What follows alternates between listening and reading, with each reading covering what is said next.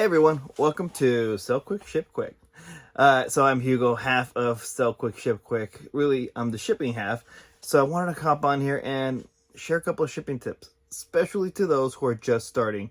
Shipping can be very intimidating. It happens. It's confusing. There's a lot of questions, a lot of numbers, dimensions, the works. So thought 5 quick, simple tips that'll help you get started shipping on platforms like eBay, Etsy, maybe Shopify, places like that, where you're gonna have more control, more responsibility over your shipping rates, and so forth. So, first shipping tip: make sure you're prepared. And prepared means having supplies you need to be able to package and ship your items.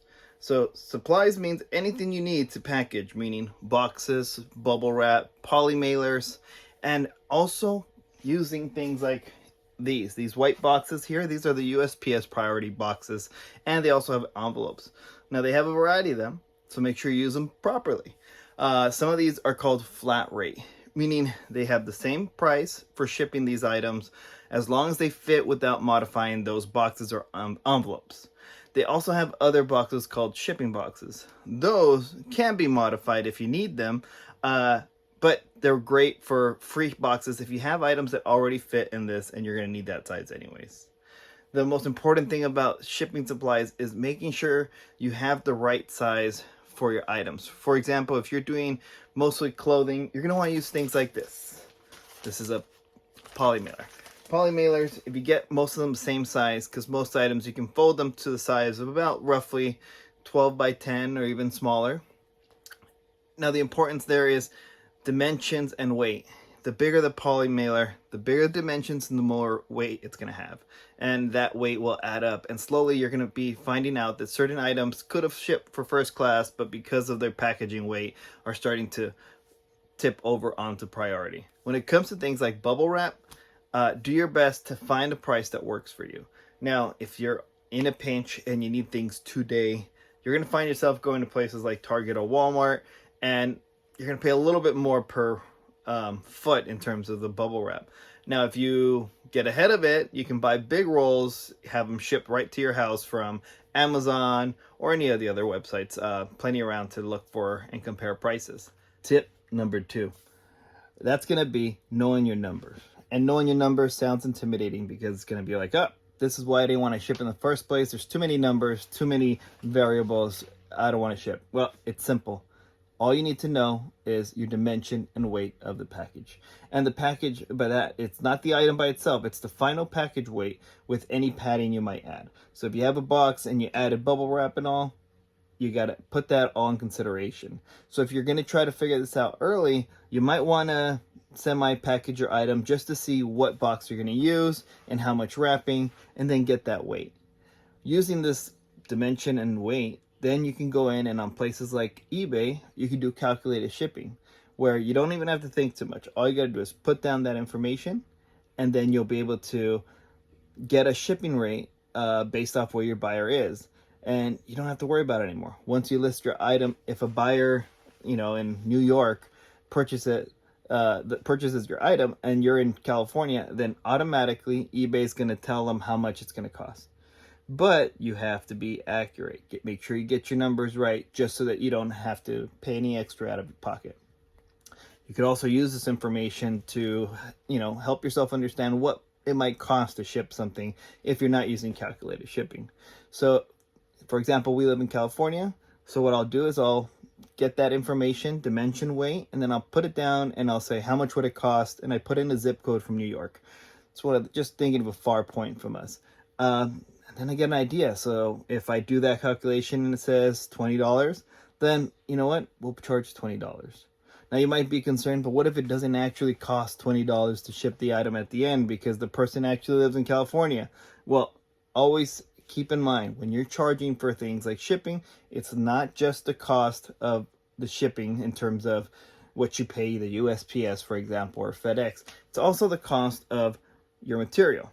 So even if you're not paying exactly $20 in terms of your fee for shipping, you got to take in consideration how much did you pay for your own boxes and so forth. So don't freak out. Shipping tip number 3, that's going to be being organized. Now, yes, that should be one of the first things you consider, really, even before you list. Find a system so that you know exactly where your items are.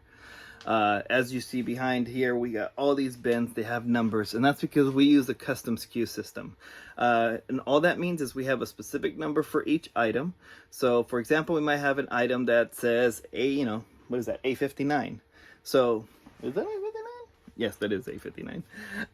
So we might have an item, and the item says A5922, and all that tells me that I'm going to find that item in bin 59, and it's going to be in the numerical order so I can find it easy. Now, when you're small, you might think you don't need this, but as your process grows or your inventory grows, it's going to get harder and harder to go back and implement any system that you want to add. So when you're starting, figure out what works best for you so that you can get organized early. Now, being organized, that just makes it so much easier for you when you're shipping, because you're going to find your item quick. And for us, it matters because we have multiple shipments, and because we sell on multiple platforms, we're going to have platforms that say, 3 from Poshmark, maybe 2 from eBay, so forth. And that alone, I need to make sure it's organized so that I don't ship the wrong item to the wrong place. So being organized helps prevent mixing up orders. Shipping tip number 4, and that's going to be time. And by that, it applies in different ways. First, time, and take your time when you're shipping.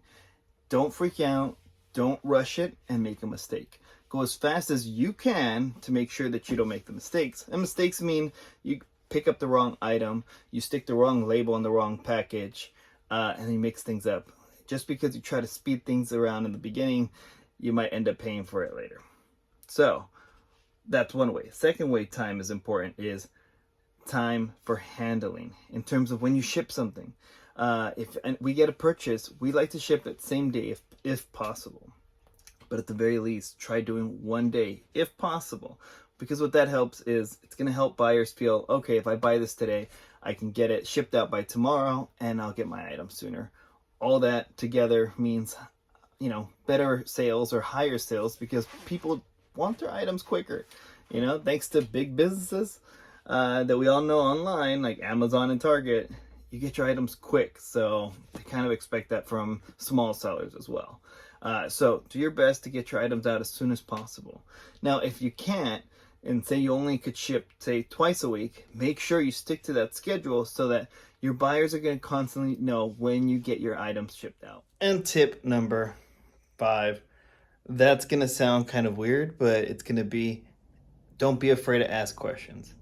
Shipping, yes, it gets confusing, so you're better off asking the questions you have than trying to do it yourself, think you got it, and then get something wrong. An example, I wasn't sure once about international shipping, and at the last minute went to the post office. I had the wrong paperwork, so I couldn't send it. So technically, shipped out one day late. But since I asked, at least I know for sure, or I knew for sure, it was going to get to the right place. So again, if you have questions, reach out. I mean, we're here. Any questions you want to put down in the comments, ask us. We'll do our best to answer, maybe even do a video on them. And then you can also find us on Instagram, where we get to answer questions a lot quicker. And we're not the only ones out there. There's plenty of great sellers that are open to answering questions. So reach out, because you're better off asking your question than being afraid of asking a dumb question and then keeping it to yourself, making a mistake that's going to cost you money. So I hope those tips helped. 5 tips, short and sweet, hopefully. And if you have any questions, again, put them down below. Reach out on Instagram, and make sure you hit that like and subscribe to keep up with us. We got a few more videos like this coming up. Bye-bye.